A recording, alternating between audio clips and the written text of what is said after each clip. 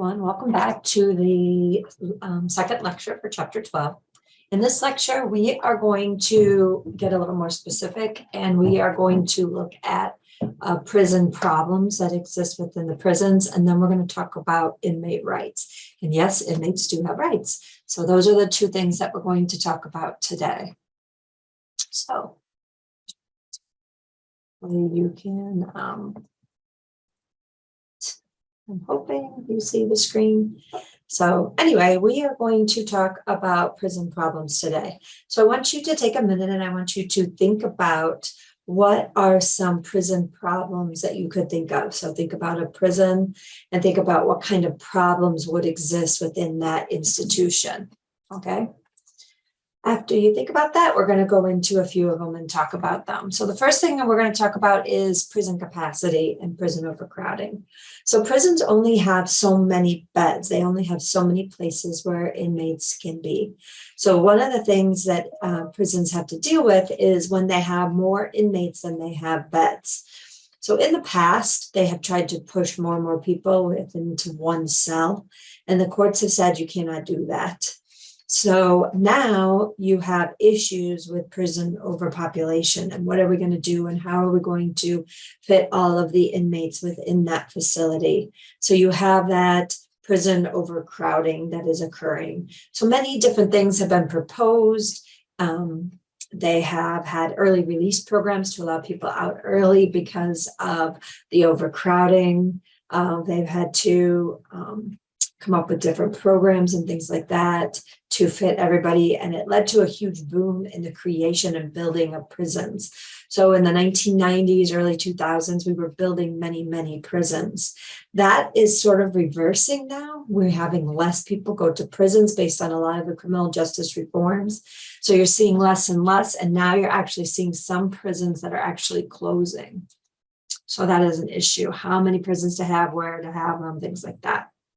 Another issue that we want to talk about is women in prisons.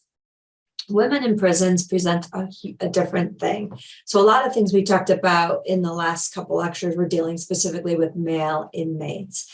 Female inmates are often very different than their male counterparts. And that is creates issues, and you have to learn how to deal with women differently. So first of all, who makes up the female inmate population? Well, number one, they only make up about 7% of total inmates in the in all correctional facilities. So it's not a huge problem. There are more women ending up in prison, but it's relatively small percentage of people overall that are in prisons.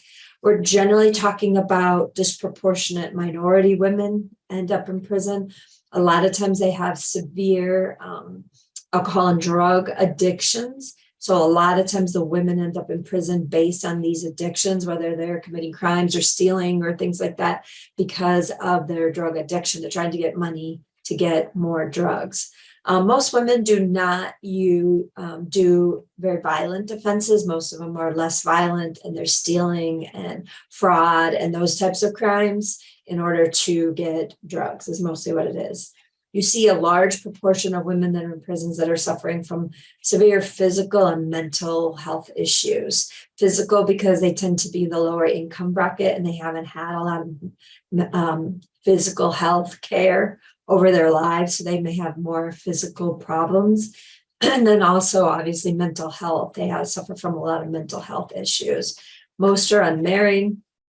Most have no children, but some do.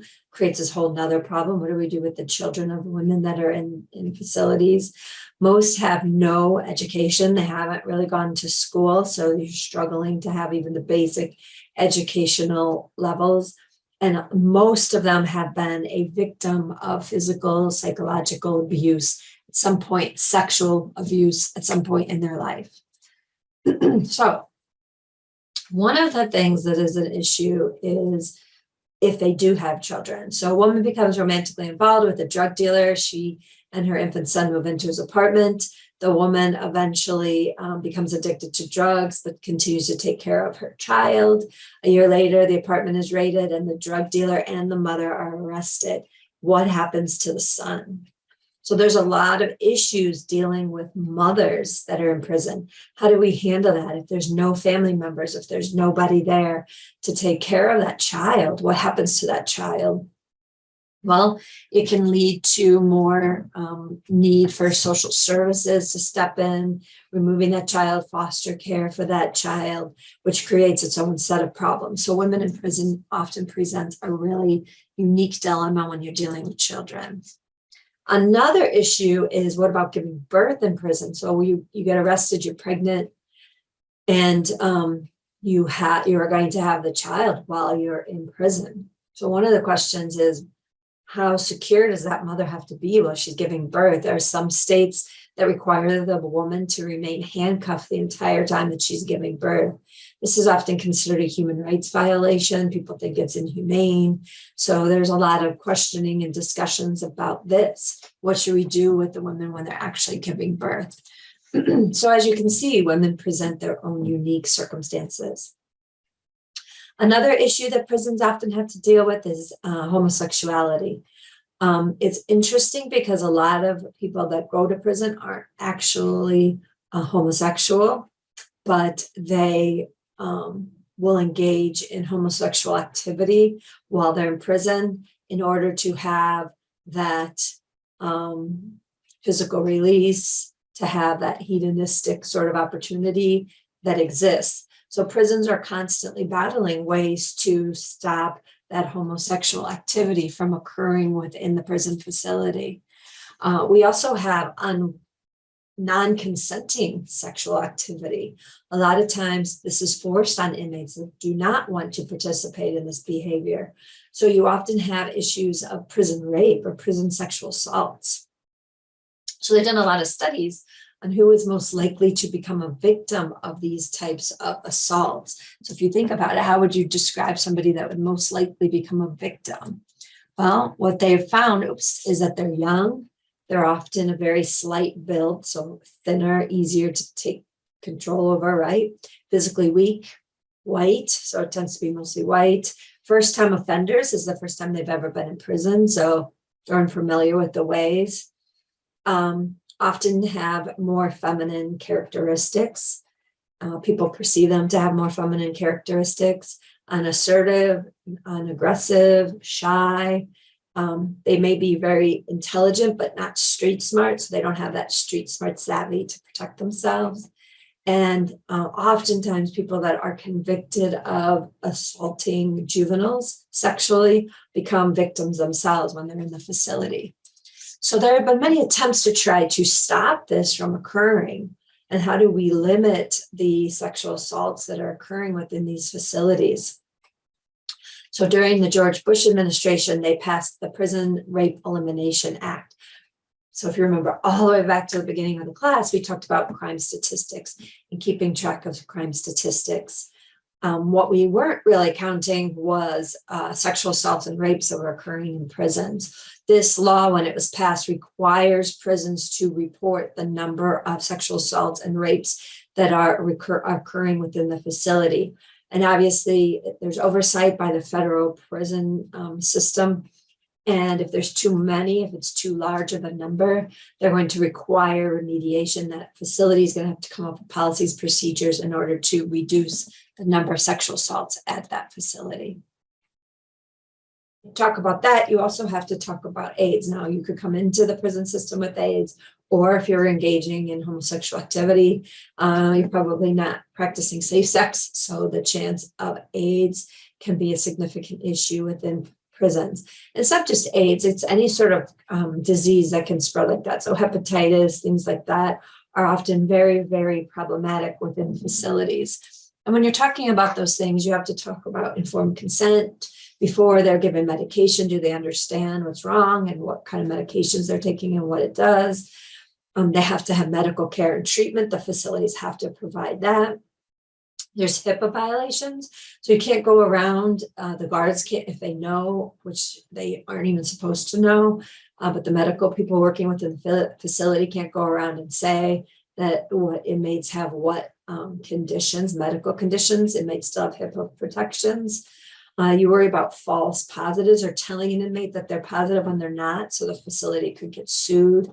You're not allowed to discriminate against people that have AIDS or other medical conditions within the facility. And we want to increase education and awareness of these diseases so that they don't spread within the facility. COVID itself created a huge problem within the facilities because of the way it was spread. So it was a significant issue on how we deal with medical issues when you're in the facilities. Another issue that prison problems that prisons often deal with are dealing with the elderly. When you give inmates life sentences, that means they're going to get old while they're in the facilities, or if you give them very long sentences, 50 years, they are going to become old. When you talk about elderly in the facilities, in these facilities, they create a whole realm of different problems, because when somebody gets older, they start to often have additional physical illnesses, diabetes, heart condition, stroke, all kinds of things like that. They may have sight and hearing problems or develop those. They might have Alzheimer's. So they have to start dealing with these sort of conditions. So here I have a bunch of the different issues that they have to deal with. And I forgot to mention that I have posted some optional videos on the website that go through some of these different issues. So you can watch, if you're interested in one of these specific problems, you can watch one of the optional videos that explains and provides a little more detail about some of these problems. So I already kind of talked about these elderly problems. We don't have a lot of the resources to take care of these medical and physical problems. So there's no real rehabilitation. So the facility has to start dealing with how they're going to handle these. And as inmates get older, they often become targets of the younger inmates because they're more vulnerable for attack. Another issue is death row. There's a video on this. What do we do with people that are on death row? So generally, we do not mix death row inmates in with other inmates. And you want to think about why. Why wouldn't we put them just with everybody? Well, they know they're going to be put to death, so they have less to lose. They may cause more problems. They often are on suicide watches. We don't want them to commit suicide. So being on death row offers a whole slew of additional problems that facilities have to deal with. A separate location, separate cells, they have more supervision, things like that. So you have to think about all of those issues that you have to deal with when you have a facility that has a death row within it. A lot of mental illness within our facilities. Mental illness is one of the hugest problems within correctional facilities right now. And what do we do and how do we handle people with severe mental illness? There's been different studies. Do people develop mental illness when they're in there? Do they come with mental illness? It's kind of a mixture of both. So you have to deal with and understand the different issues that arise when you're dealing with mental illness. It's a little longer, the video I posted for this, but it's really interesting. It was done by PBS, and it shows you the real problems of mental illness and how you deal with them. And they can be very dangerous because they don't really know what they're doing. And we don't tend to have the facilities and the counseling and the doctors that we need to help take care of the mentally ill in prisons. Terrorism is a big threat to prisons, especially if we have prisoners that are in prisons that are thought to be political prisoners of any type, other countries, terrorists. So prisons constantly have to have plans and protections to stop from having a terrorist attack committed on that facility to try to release these prisoners or just cause chaos. Another issue is gangs. Gangs is a huge issue. I posted a video on this, but there's all kinds of gangs. Many facilities, you almost have to join a gang in order to have protection. So we have significant issues with gangs within prisons. And how do we handle that? How do you put an inmate in a cell with somebody if they're not from their gang? That causes even more problems. Is somebody going to get killed? So you have to take into consideration those gangs and recognize that they exist and figure out how your facility is going to deal with them. Then the last problem we're going to mention is what we call prison riots. So over the years, there's been some very famous riots, especially right around in this area. You had the Attica prison riot, which was very, very famous. People died, the correctional officers died. There's lots of documentaries on it, so you may want to watch it. But people, the number of inmates in facilities always outnumbers the number of guards and people that work within that facility. So you always have to worry about how you're treating them and what's going on in order to avoid them all rebelling and rising up in some sort of a riot. So that is always an issue. So let's talk about prisoner rights. And now again, you're probably like, what? Why do they have rights? They're in prison, they commit a crime, they don't deserve any rights. So that's why I always put this quote up. To return to society, discharged prisoners unreformed is to poison it with the worst elements possible. So we've talked about prison life and how prison life is, but one of the things we have to realize that a very small percentage, under 10% of inmates, are going to spend their entire life in prison. So if we just send them to a cell, lock them up, don't give them any rehabilitation, any treatment, anything to make them better, they are going to return to society. And they may be even worse than they were when they went into prison because of what they learned in prison socialization and total institutionalization within these facilities. So we don't really believe that as a society. We believe that inmates should have some basic fundamental human rights, that we have to treat them like people, even though that they have committed crimes, because they are going to return to society.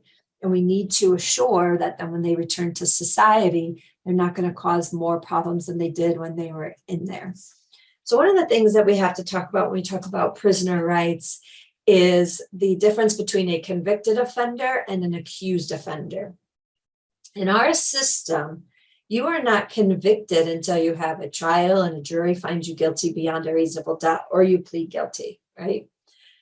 So once you do that, you are going to lose some of your rights. Once you're convicted, you will not have all of the same rights that a person that's just accused will have. So one of the things we'll talk about is Fourth Amendment right, freedom from unlawful searches and seizures. Well, as an accused person, you have that right. Once you are convicted, you may not have that right to privacy that a normal citizen would have. So you always have to distinguish between a convicted offender and an accused offender, because they may not always have the same rights. The other thing you have to understand when you're talking about prisoner rights is the difference between a right and a privilege. A right is something that's guaranteed by the Constitution that we think is fundamental to being a human being, and that people should have this regardless.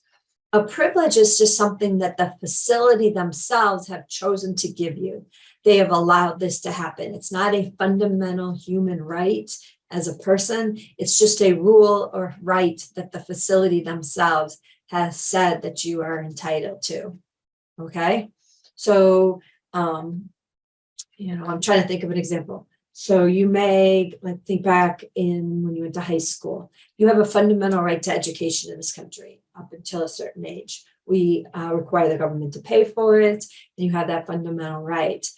You may not have a fundamental right to learn Greek, if that's the language that you wanted to learn, or learn Latin.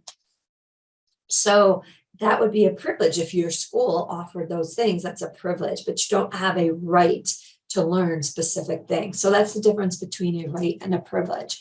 But when we look at that with convicted prisoners, you have to think about what specific things are they. So to work in a prison, would that be a right or a privilege?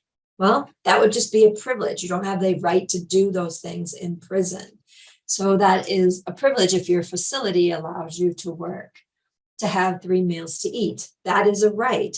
We believe that people fundamentally have to have food and water to survive. Since we're locking you up in an institution, we have to provide that to you. So that is a right. To watch TV, that's a privilege. You don't have the right to watch TV in a facility. It's not a fundamental human right. To have medical care and treatment, that is a right. You do have that right. So if we lock you up and you cannot go out and get your own doctor and get your own treatment, we have to provide it to you as a society because we took that right away. So it's still a fundamental right to have medical care and treatment, to have drug rehabilitation programs. That is really more of a privilege. We have to provide you physical health care. If you're having withdrawals and things like that, we have to help you physically with medical care, but we don't have to provide specific drug rehabilitation programs. That would be a privilege to attend one of those. To have a bed, that's a right. We believe you need food, shelter, bed, things like that. That would be a right to an inmate. Now, when we're talking about the differences between these rights and these privileges, one of the things that's different in making the decision if it's a right or a privilege is what effect of granting that would have on the facility. So there was a court case, Rappel versus Pecuniar, where they had to decide, how do we determine if an inmate has a right or if it's just a privilege? And they created what was called the balancing test. The balancing test says that if we give this inmate this right, what security risks are going to be created within the facility? If we're going to give you a right that is going to cause a risk that you could hurt or harm other people, escape, harm correctional officers, you are not going to get that right. So the courts are constantly balancing. Is it something you can have that does not cause a significant security risk to the facility? So providing you 3 meals a day or a bed does not require or cause security risks to that facility. So that is why it is a right that you must be granted. So we're going to go through some of the rights and things that are in the facility, and we'll talk about this balancing test as we go through the different rights. So some of the first rights that you have are the right to protection. We are putting you in a facility, we're locking you up, we're, making you serve your time.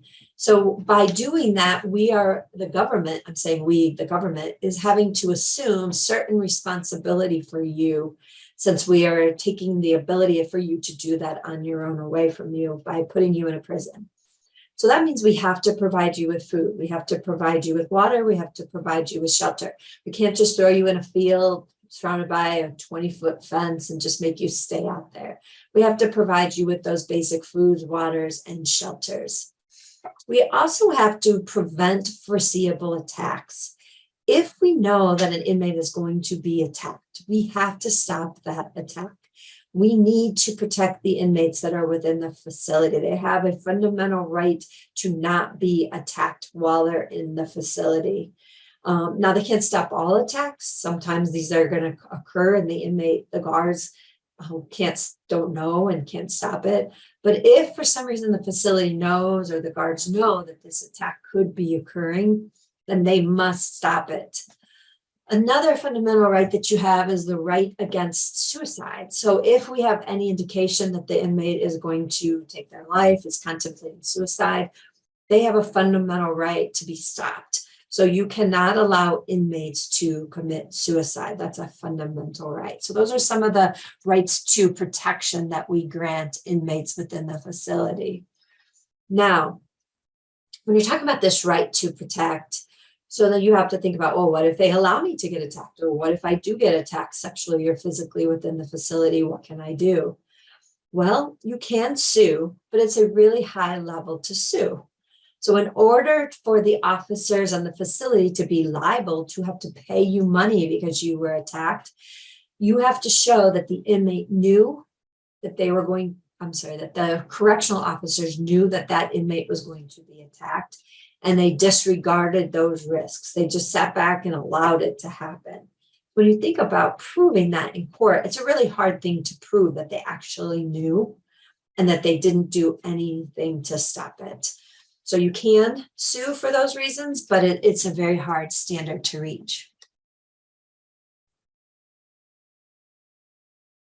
Okay, we kind of quickly talked about the right to privacy when we were talking about the difference between convicted and accused. So hopefully you remember from the Fourth Amendment, we have the right to privacy. We have the right against unlawful searches and seizures, things like that. So a regular accused person or a regular citizen has those rights. The question is, once you are put in a facility and you're put in a cell, do you still have that same right to privacy? Do they really need a warrant to come in and look at your cell? And the question and the answer is no. Okay. So there is no need for warrants once you are convicted. They can look in your cell, they can search you, put you through metal detectors, they can do body searches, they can do strip searches, body cavity searches. You lose all your right to privacy once you are convicted of a crime. So this is the perfect place for me to talk about that balancing test, right? So you have this Fourth Amendment constitutional right to privacy. It's in our Constitution. You say, oh, okay, they should have that while they're in prison. Well, if we allow inmates to have whatever they want in their cells and you can't search it unless you have warrants and all of that stuff, how could that pose a significant risk to security within the facility? Well, they could have weapons, drugs, all kinds of things in their cells that would be bad for the security of the facility. So the need to protect the facility and keep it safe outweighs the need to have your Fourth Amendment. So they can take away that Fourth Amendment right and the need, based on the need to keep the facility safe. Okay, so what about the right to religion? Again, a fundamental right in our Constitution. Our First Amendment says freedom of religion. Do you still have that freedom of religion when you're in a facility, correctional facility? And the courts have said yes. You have to be given the reasonable opportunity to pursue your faith, even if it's not a traditional religion. So let's say you believe in a religion that not everybody believes in. So it's not one of the core base religions that exist in our country. They have to even allow you to recognize those untraditional religions that exist. Okay. Now, with this, prisoners also have the right to attend religious services, to be visited by members of their clergy, their minister, their priest, whoever it is, correspond with their religious leaders. So you have to provide stamps and the ability to mail letters and correspondence.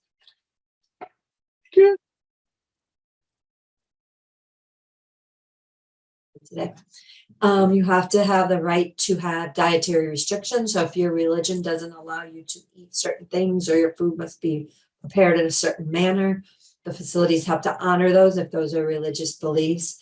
And you do have the right to wear religious insignias. So if you wanted to wear a cross or something like that, you have the right to wear those. But the thing to remember with these is, again, do they pose a significant security risk to the facility? So if you cause troubles and you're put in solitary confinement, you may not be able to attend religious services that week because now you're a security risk to the facility because of what you did. Also, religious insignia. If my religion requires a big sword, they're not going to let me wear that. Obviously, it's going to pose a security risk to the facility. So again, you always have to go back to that balance test. If we give this right, does it cause a security risk to that facility? Now, what about the prisoner's right to mail and receive mail? Well, you do have a right to have mail, generally unrestricted, but we still have some security risks. So we don't allow particularly violent mail. They can censor your mail and look and weed out things that would be violent in nature, pictures, emails, or mail, not emails, newspapers, things like that, that depict violent things. If you want to receive like a newspaper or magazine, you have to come straight from the publisher. It can't be mailed. And they can read packages, but they can't, they generally allow you to have some packages, but they can restrict it. So a lot of facilities, just because of processing them and searching them and making sure there's not contraband in them, they can say you can only have 2 packages a year and the total weight of those 2 packages can't exceed 20 pounds or whatever it is. So they can restrict your packages. Now, what about visitation? Do you have the constitutional right to have somebody come and visit you within the facilities? And the courts have said, no, you don't have a right to have visitors. Most prisons do allow visitors. Again, you're going to get out if you're in prison, and we want you to maintain family and social connections because you're going to get out and you're going to need those connections so you don't just commit more crimes and go back into the facilities. But if the facility deems that that visitation is too much of a security risk or threat, then they do not have to provide you with that visitation. New York does provide for visitation. Now, what about conjugal visits? Conjugal visits are, can you have a spouse, family member, good girlfriend, somebody like that, come and stay overnight for a night with you? That would be conjugal visits. Some facilities have separate locations on the prison where they can go and they can be with their family overnight. Some facilities allow this, some do not. New York does allow for conjugal visits. It's not a fundamental right, it's a privilege. They often have really strict rules on when you can get it and how you get it. You have to be a really model inmate to receive this, but New York does allow for that. Now, what about contacting the media? Do you have the right to call the media and have them come and interview you anytime that you want? And the courts have said, well, if you just want to come during regular visiting hours and your facility allows for visiting hours, that's okay. They can come. But do you have to allow them to bring cameras in and have special meetings and do a whole dateline and things like that? No, the facilities do not have to allow that. That would be a privilege to allow them in there. Okay. What about the right to counsel? Do you have a fundamental right to an attorney while you're in the facility? The courts have said that, so you've already been convicted, you had a lawyer for your trial, but you want to appeal. You think that you're being wrongfully confined or that they're doing something to you in the facility and you want to bring legal action. The courts have said that the states have to provide the tools to attack your sentencing and the conditions that you're living in, but they don't actually have to provide an attorney. So what this often means is they have to have a law library, they have to have the legal resources there that are available, but they do not have to actually provide you with an attorney. So this is why you get the legalist type. A lot of times it's people that learn the law and learn how to study it, and then they act like counsel within the facilities, but they do not have to provide legal assistance. Now, a lot of law schools will provide legal assistance with law students to provide them with some experience, and they'll go in and help inmates, but they do not have to. It's not a right. Now, what about legal assistance when you are appealing and you do have a lawyer? Do they have to allow your lawyer in? Yep, you have to have visitations with your lawyers. They have to give you stamps and allow you to correspond. If it's a legal correspondence, they're not supposed to review it. It should be confidential. You are allowed to talk to those jailhouse lawyers, those legalists. If you have one in your facility, the courts have said they're like quasi-legal assistants. So you have to have the ability to talk to them if you need assistance. And but you don't have a right to have a lawyer to challenge conditions. This is mostly if you already have one and you pay for one.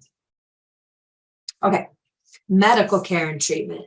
Is it a fundamental right to have medical care and treatment? We already have talked about this. And yes, prisoners must be provided with adequate medical care and treatment. We put you up in a cell, we lock you away. You cannot get medical care and treatment by yourself. So now we must provide it. With that, we can't have what we call deliberate indifference, which is kind of when we talk about physical attacks. You knew somebody's going to be physically attacked. You can't just close your eyes and pretend it's not going to happen. That's deliberate indifference. Same with medical care and treatment. If we know somebody's very sick, somebody's very ill and needs medical care and treatment, we can't just ignore them. We are required to provide that. We cannot have deliberate indifference. So somebody's clenching their chest and gasping and it's clear they're having a heart attack. You can't just turn around and walk away. The other things that facilities are constitutionally required to do: keep medical records, have staff there to see the inmates. So you have to have medical staff that are there. You have to have decent facilities and supplies. You have to have like an office for them to go into. You have to have Band-Aids and medicines and things like that.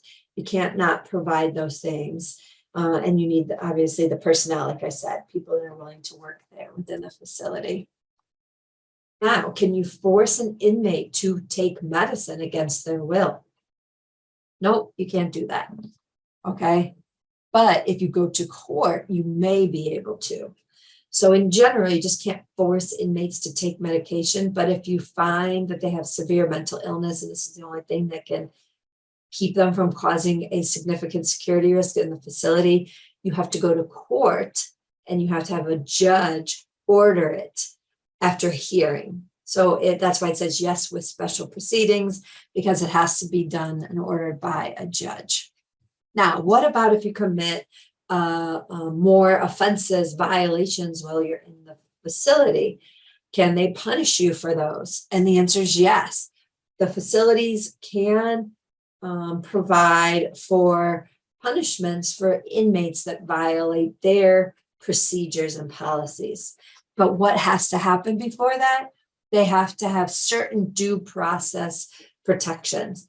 So if you're finding that an inmate committed an offense within the facility, you have to have like a hearing, which is like a mini trial, and give them a chance to defend themselves at that hearing and argue why they shouldn't receive a punishment for their violation within their facilities. So inmates must be notified what the charges are, why they're being punished within the facility, what are the charges. They have to have a chance to defend themselves. They have to have a hearing, so it has to be like a quasi-trial within the facility. And they have the right to present witnesses and evidence to refute the charges that are against them. So I always think of it as a little mini trial. So they have the right to this when you are charging them with the different offenses. Those are the inmate rights. So I want you to think about a few of them and think, which ones do you agree with and which ones don't you agree with? And give it some thought. So that's the end of this lecture for today, for chapter 12. So we are now done with the lectures for chapter 12. And we just have one more thing to cover in the class. So I will see you soon.